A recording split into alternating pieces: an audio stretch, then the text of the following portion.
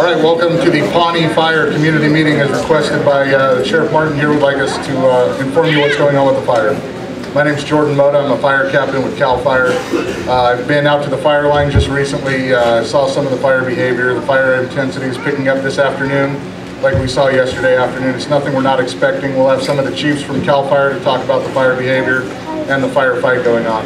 Please save all your questions that you may have until the end of all the speakers, and please only ask group style questions, questions that have answers that will pertain to the whole group. If you have an individual question, after we're concluded, please ask any of the members in uniform. We'll be happy to answer your question for you. Our first speaker is going to be Ops Chief, Chief Bellier, and he'll talk about the current situation of the fire and the operations. Thank you very much. Good evening. Thank you. So last night and today the crews have made really good progress along the southern end of the fire that was originally a spot fire just on the south end of Spring Valley. Buttoned up the southern end and working to finish putting in control line on the northern end right along Long Valley Road. Once that's complete, that'll really help fortify the community there of Spring Valley. Excuse me. Along the western edge of the fire, crews are making good progress with bulldozers, hand crews, and engine companies laying hose up along the western edge of the fire. The portion down here around Chalk Hill, you probably saw quite a bit of smoke earlier today. That was an island of unburnt fuel that it burned that was being consumed. It was actually doing good for us. It was consuming all that fuel so that we can get in there. We'll put in some control lines along the eastern end of the community. That'll help fortify the community of Spring Valley as well. The main push of the fire right now is away from Spring Valley and towards the Walker Ridge area. We actively have crews, bulldozers, fire engines working in the Double Eagle area, as well as bringing in dozer line from south of Highway 20 to help fortify and be prepared for that fire as it starts to move eastward. We did experience some growth on the north end of the fire. It is still burning in a northeasterly direction, burning towards Indian Valley and away from structures there. And that's all I have. Thank you very much. Thank you. Chief Bellier, thank you. Next is one of the Unified Incident Commanders, Lake County Sheriff Brian Martin, to talk about the situation and evacuations. Thank you. I want to start out by a big thank you. Let's hold off on the applause. There's so many people who think I'm not going to hit everybody, but certainly, first and foremost, starting with the CAL FIRE Incident Management Team. A big thank you once again, for coming to our community and helping us through this.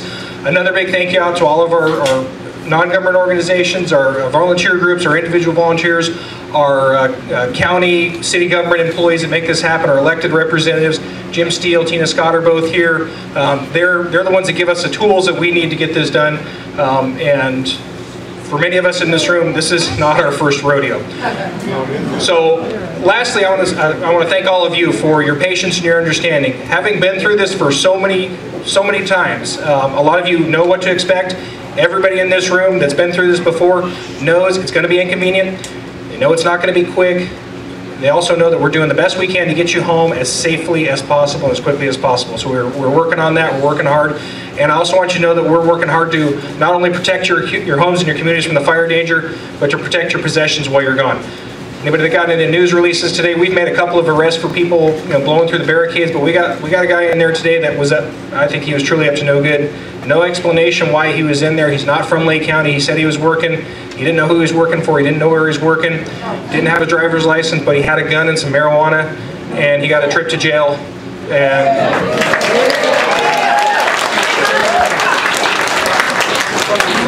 He was located by one of the partner agencies. Amongst my list of thank yous are the other local law enforcement agencies that are helping us out. The Highway Patrol, Fish and Wildlife officers are out there, Clear Lake Police Department, Lakeport Police Department. They're all out there helping us keep our community safe, and that's our commitment to you. We're going to do everything we can to make sure that you guys return home as much as possible to a home as the way you left it. With that, Thank you. With that, we'll continue to work day and night. Today is the day to get your, everybody's going to have some questions out there. We have a lot of representatives out in the crowd that you'll see that have been introduced. So if a question comes up or we need a question about what's going on at the other shelter, what's going on with the restoration of power, when are we going to get back home? Everybody wants to know that. We want you to get home as quickly as we possibly can, but to make sure we do it safely. So we have people here to answer those questions. Now's the time to get your questions answered. As the MC said, let's try to limit the questions to individual situations. Let's limit them or try to get them as generalized as possible. When are we going to get in there? What's being done? How many acres have burned? What's the containment? Those types of things. With that, I will pass the mic on to the next person and be prepared to answer any questions that come up. Thank you. Sheriff Martin, thank you. Someone with some local knowledge, Chief Berstianos of the North Shore Fire District is going to speak a little bit as far as with some local knowledge on the current situation of the fire. Chief? Thank you, thank you. Spring Valley, here we are again. I tell you, I hope this is the last time we ever do this, but unfortunately it probably won't be. I just want to thank the CAL FIRE again. They came in with full force. Got the resources here as soon as they possibly could. We had other big fires going in the state, and they were able to help us out as soon as they possibly could. Sheriff Martin for all his troops and doing what they did at CHP. I don't know what else to say besides everybody's working very hard to save homes. And so far I think they've been pretty successful. And unfortunately there were some homes that were lost, and we'll get into that a little bit later. That's all I have.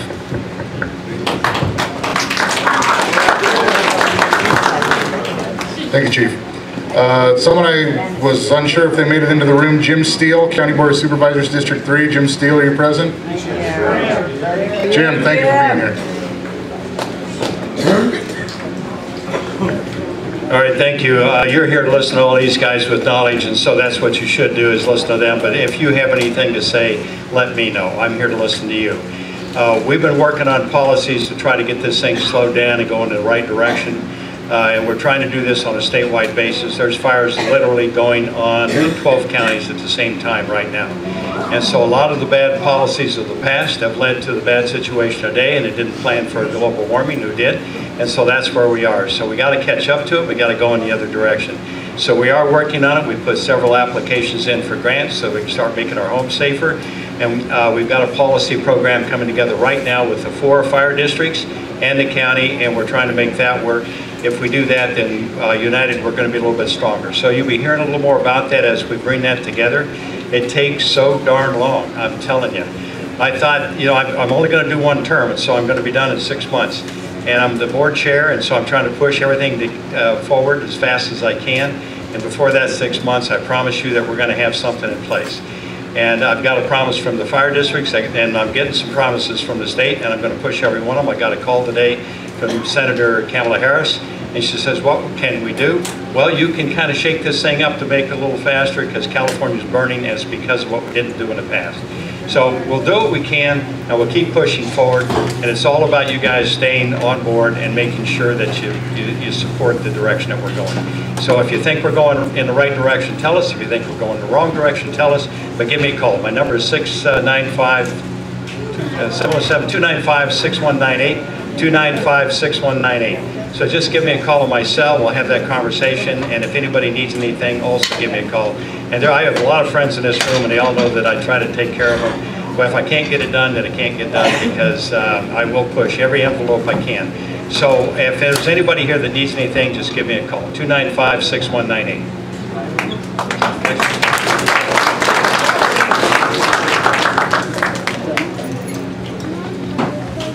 All right, folks, so things are continuing to continue out there. Are there any members that didn't get to speak that wanted to speak? Members of the fire service, law enforcement? No? Okay, we'll get to general questions. If anybody has any questions for the good of the order, go ahead. What are the street boundaries of all the homes that have been safe? That have been... That are safe, that have been burned. Can you repeat the questions, please? The question is, the one's asking, what is the boundary of the areas that are safe? Sheriff, do you want to talk about evacuations and what remains closed? Are you talking about evacuated areas or homes that are safe from fire? Or both? Homes that have been safe from the fire. homes that have been safe from the fire. I will leave that to CAL FIRE. Good evening. My name is Billy C. I'm the Incident Commander for Incident Management Team 3 for CAL FIRE.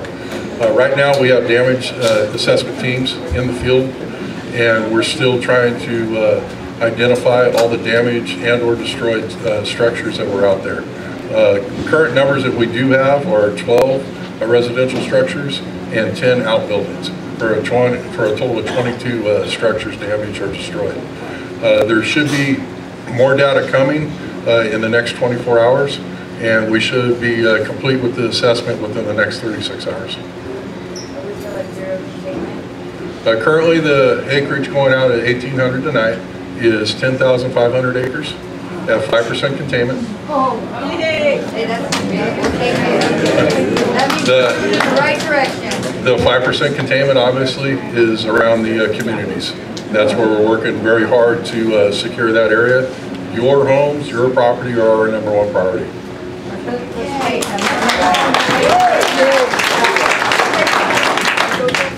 Spring Valley Road. Right now the fire ran in between multiple structures, so they're developing those perimeter lines so they don't actually run on a road grid. It's going to be where the fire line is. Sir in the back.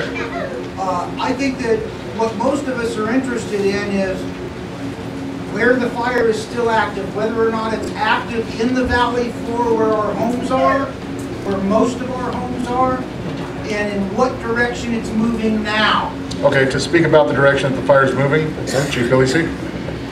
Okay, so in the valley itself right now, the fire is not active, but there are multiple smokes in the area. We have several boots on the ground, both bulldozers, hand crews, and engine companies working in that area to secure it. That's our #1 priority, #1 area. #2, the main fire growth of this is pushing east and northeast. Okay, each day we're fighting Mother Nature right now. Yesterday, the day before, we were under red flag warnings for single-digit RHs and temperatures pushing 100+ degrees. So today and tomorrow, we now have the Delta influence coming, higher RHs, higher winds.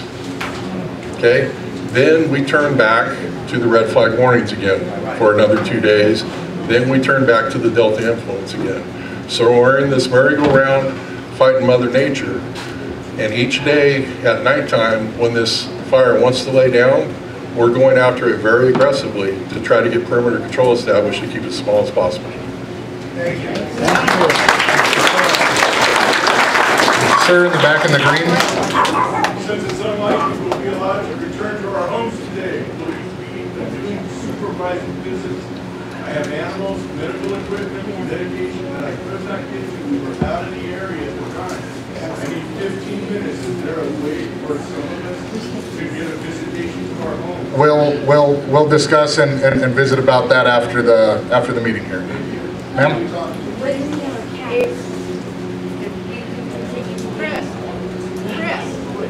Is there an estimate of when we might be repopulating them?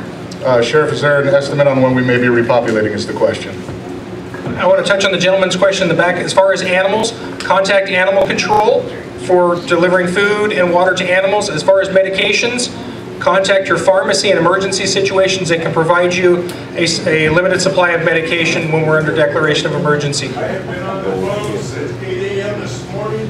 We notified the animal control yesterday. And we will talk about your individual situation afterwards. As a general rule of thumb, those are the services that we're able to provide. Back to this question, when we'll be able to get back in. A lot of the, guesstimate, I'm not going to give you a guesstimate. What I'm hoping for is sometime this week. And what a lot of that's going to depend on is the restoration of power. One of the main things that has to happen is PG&E has to go in and restore the power.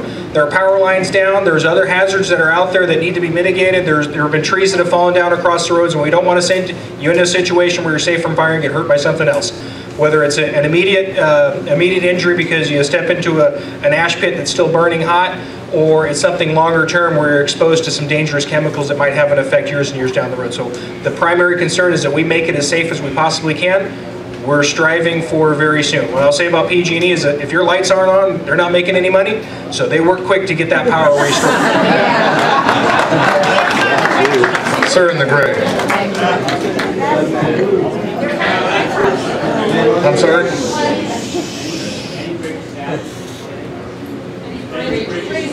Any bridges down? Chief, can your highway patrol, can anybody speak to bridge conditions? Okay. The farther Wolf Creek Bridge has been compromised because of fire activity underneath it, so that's going to be have to be looked at. The Public Works Director informed us at our EOC briefing this morning he might have some options available for a Bailey Bridge to put in to make sure there's a secondary access. The first Wolf Creek Bridge remains open, but until they get in there and make an assessment of that one and determine it's safe, it's going to remain closed. Thank you. Sir in the blue. Sheriff Martin, what's the status of the evacuations? How's that going for you, and how many people have stayed behind? The status of the evacuation, we're estimating in the neighborhood of about 1,500 people are impacted by evacuations, 500 to 600 homes. It includes both the Spring Valley areas, all of Spring Valley, as well as the Double Eagle Ranch because of where the fire has moved.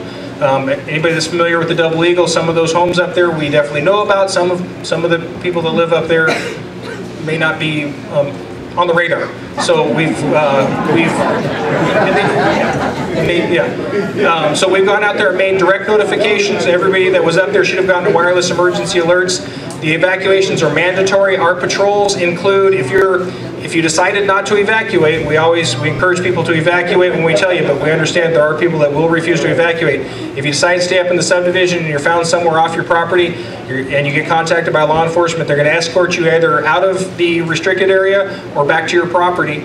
If you get caught a second time, you're going to be subject to arrest. So for people that have been up there, we're going to let them know once, hey, you decide to stay up here, you got to stay in your house. If you need to get out, we can get you out, but we got to keep that closed down for several reasons. One, we don't want people in there doing whatever this guy was doing earlier today.